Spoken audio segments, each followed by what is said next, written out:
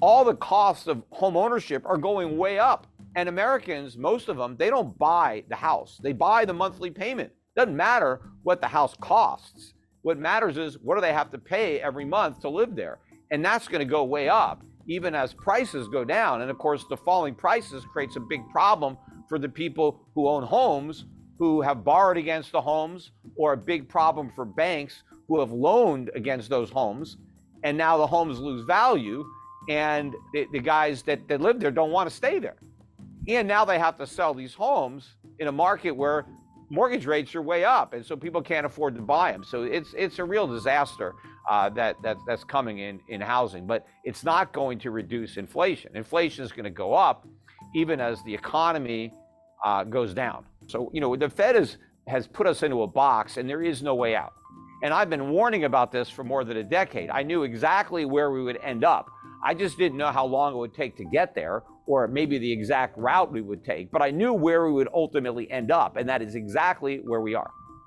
What is your solution to that? Do you think we should have never had QE? Should we just not have a Federal Reserve to begin with? What's the Peter Schiff solution to this? Yes, we would be better off had we never created the Federal Reserve in 1913. But, it's possible that we could have created something even worse. But the way they originally envisioned the Federal Reserve wasn't that bad. The problem is they changed it, and because the original Federal Reserve Act, the Federal Reserve wasn't even allowed to buy U.S. Treasuries. It was prohibited by law from even owning them. And of course, the original Federal Reserve notes were backed by gold, 40% gold, 100% commercial paper. And the mission of the Federal Reserve was to have an elastic money supply. And what that meant was when the economy expanded, they would expand the money supply along with the economy. But then when the economy contracted, they were supposed to contract the money supply. But we don't do that. We do the opposite of that. What the Fed does now is when the economy is strong, they expand the money supply. And then when it's weak, they expand it faster.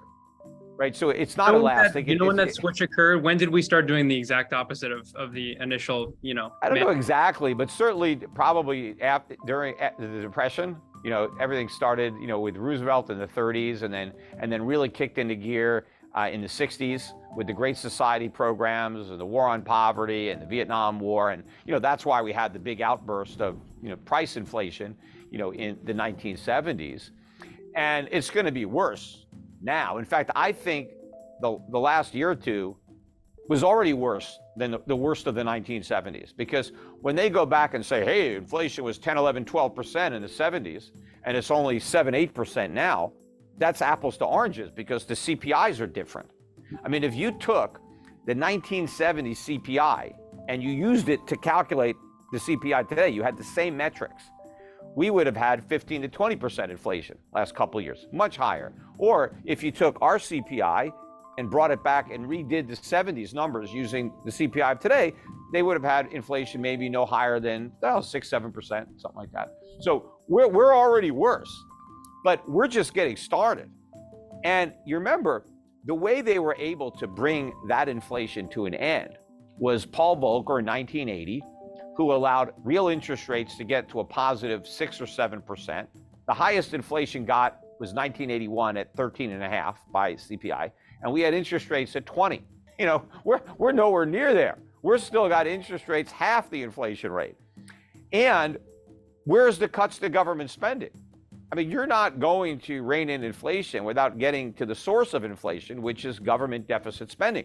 We just passed this omnibus Freudian slip, omnibus spending bill. That's all financed by inflation. You can't fight inflation and create inflation at the same time.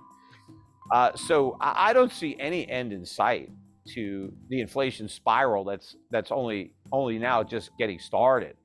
And that's why it's so important that people act to protect themselves, because the vast majority of people are going to get eviscerated by what really amounts to a tax. This is how the government is paying for all the programs, all the spending. We're not getting anything for free from government.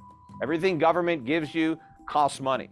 And the way most people are going to pay for the cost of government is through higher prices. And we've only seen the beginning of the price increases that are coming. So you mentioned the importance of fiscal spending there, and the Great Society, LBJ's big welfare push being partly to blame for the inflation, and then Reagan's welfare cuts helping to rein it in.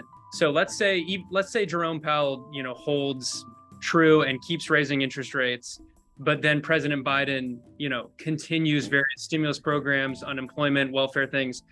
In that sort of scenario, could you get rising inflation, rising CPI, despite interest rates also rising, given what the fiscally what. Sure.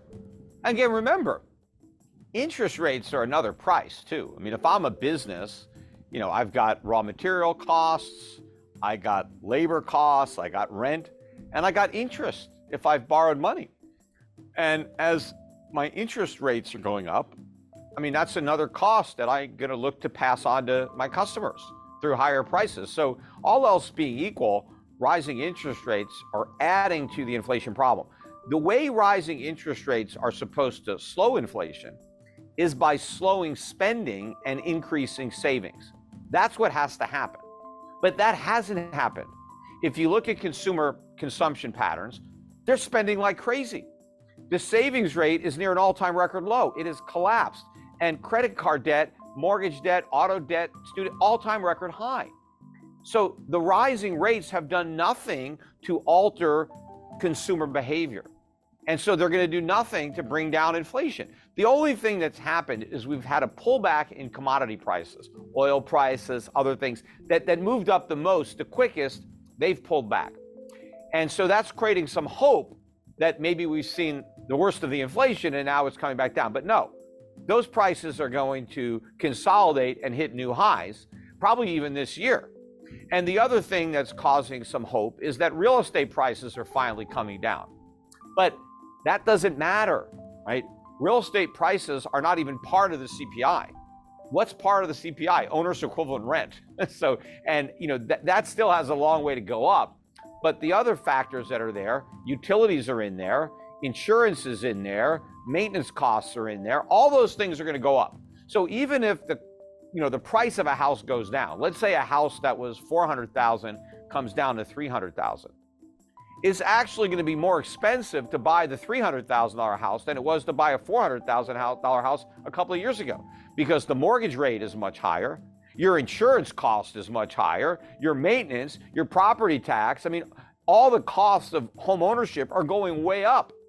And Americans, most of them, they don't buy the house. They buy the monthly payment. Doesn't matter what the house costs. What matters is what do they have to pay every month to live there? And that's going to go way up, even as prices go down. And of course, the falling prices creates a big problem for the people who own homes, who have borrowed against the homes, or a big problem for banks who have loaned against those homes. And now the homes lose value. And the guys that live there don't want to stay there. And now they have to sell these homes in a market where mortgage rates are way up. And so people can't afford to buy them. So it's a real disaster that's coming in housing, but it's not going to reduce inflation. Inflation is going to go up even as the economy goes down.